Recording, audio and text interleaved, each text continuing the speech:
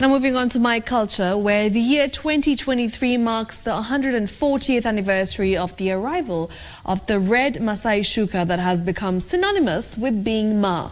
Of this week on My Culture, we focus on the Maasai Shuka. Take a look.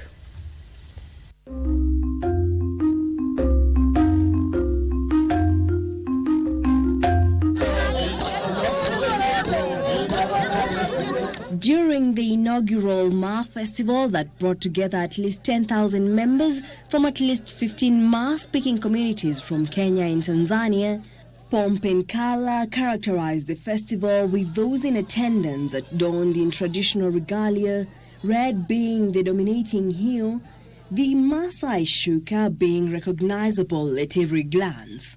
The Maasai Shuka is locally and globally recognized, but do you know where the vibrant and colorful cloth worn by the people of the Ma community of East Africa originated from?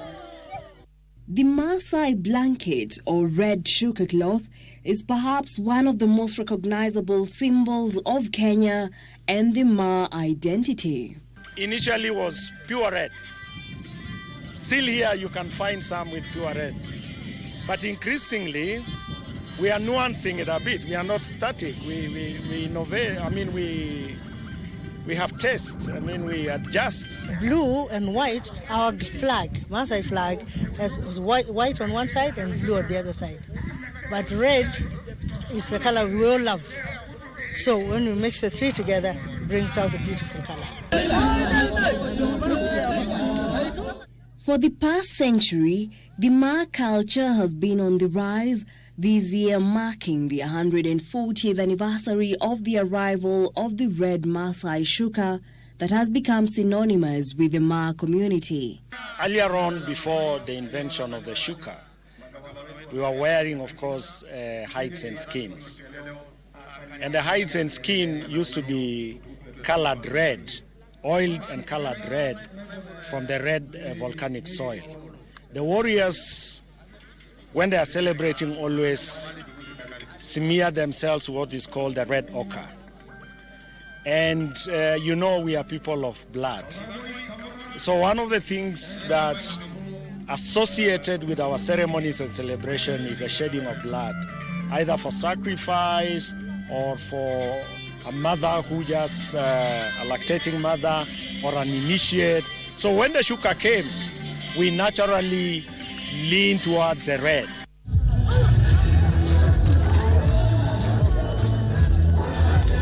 The Maasai Shuka defines a culture, people and history. It is locally and internationally recognized.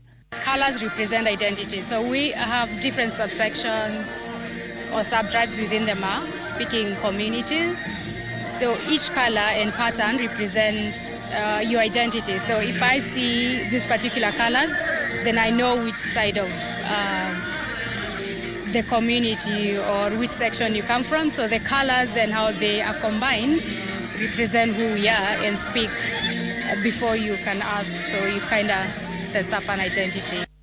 In 1883, the Scottish explorer Joseph Thomson delivered the Shuka to the Maasai. It has since become increasingly popular. The red Shuka is mostly for the southern Maasai and the Maasai in Central Rift. If you go further north, the Shuka becomes a little flowery. The Samburu, actually, the name Samburu comes from the word or Sampuru Impuri, the butterfly. And so they are colorful people. And you can tell from the celebration here that the Samburu territorial section of the Maasai are the most colorful. They have a rainbow. And the Ariel, who are associated with the Rendile, who are our brothers from Marsabit, lean towards white. But the predominant color associated with the Maasai is red, and hence this Shuka has come to be known as the Maasai Shuka. And I think the Maasai must have admired it, and so we decided we will wear different outfits and different colors. We chose specific colors that pleased us, and I think different communities chose different colors. Since its arrival, the community has appropriated it as its own, modified it and embellished it with beads and art to become the colorful Ma dress that is now the preferred cultural robe for many, including those from outside the community. This is a Maasai Shuka.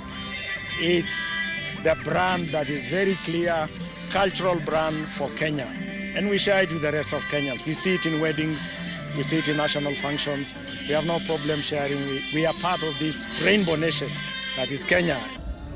The Maasai Shuka is classified as one of the highlights of the Ma culture. Jackie Wambiru, My Culture.